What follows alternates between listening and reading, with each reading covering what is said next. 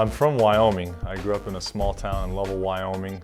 My dad was a high school football coach at Rocky Mountain High School. So I've been around football kind of my whole life, and he coached there for 15 years and he won some state championships, was around a successful program. So since I was young, I've always enjoyed football and played pretty much ever since I could. And then we moved to Utah when I was a junior in high school, and that's where the family's at now, is in Ogden, Utah. Yeah, actually after high school, I served a 2-year mission for the Church of Jesus Christ of Latter-day Saints, the Mormon church down in Argentina.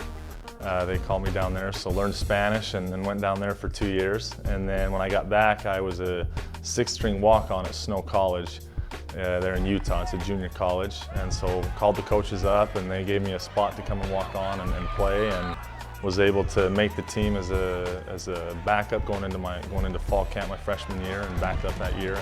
And then coming into my sophomore year, I was the quarterback and captain, and was able to play that year and get out here. Coach Lamberson called me as he called me probably 3/4 of the way through my sophomore season there at Snow. And first I was kind of like looking up online and like the Mules. I've never heard of the Mules, that's for sure. But once I was in contact with him, I really liked what the things that he was saying and the offense that they ran, and got out here and met with him and Coach Sabota and the coaching staff, and just was really impressed with where the program was headed and the direction that it was going, as well as the men that were leading it, the coaching staff. So that was kind of what really got me excited to come out here and be a part of this school. Well, we come out and get warm, and then we usually go through a little bit of a walkthrough, and then from there, they'll do special teams and things, and we'll go off by ourselves, and Coach Sabota will run us through individual things, working with footwork and working on timing and things.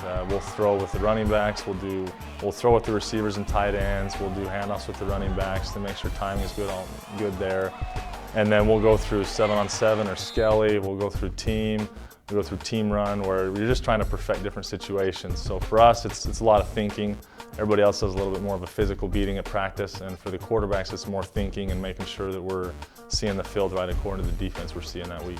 I try to come into a game more focused than loose, I guess. I go through the week a lot watching film. I'll usually have 6 or 7 pages of notes and going on what the defense is doing that specific week, adjustments that we're making according to that defense. So Friday night I'll always review those notes, go over them. If there's anything I really need to make sure and see on film, I'll look at a little extra film Friday night. And then Saturday, day of the game, I just try to be relaxed coming in. Wake up and listen to a little bit of music. We'll have team meetings and breakfast or team lunch, depending on what time the game is.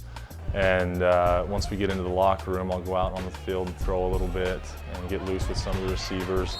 And then just try to listen to some music and get in the right mood to come out and play well and be focused. Role models in football that have helped me. Well, growing up, my dad, just as a coach, he always preached the team before the individual, and so I think that's something that's stuck with me and my brothers quite a bit. Is the outcome of the team is more important than individual performances, and so he's been a big one growing up. I have a cousin who plays for the Steelers. Brett Kiesel's won 2 Super Bowls with them. And it's just inspiring to have a guy grow up where I did, about 30 miles from where I did, there in a small town in Wyoming, and been able to go to BYU and then make it with the Steelers as a 7th-round draft pick, and then end up becoming their starting defensive end, and now he's a captain this year. So as far as close relationships, those are 2 that I go off of quite a bit, just as far as realizing that anything's possible. You always look up to guys that play your position, seeing how Tom Brady goes about his business and playing the game, and Ben Roethlisberger, his style of play, I like to watch. Aaron Rodgers, some of those quarterbacks that are elite, Peyton Manning, they're fun to watch. Yeah, I consider myself a leader.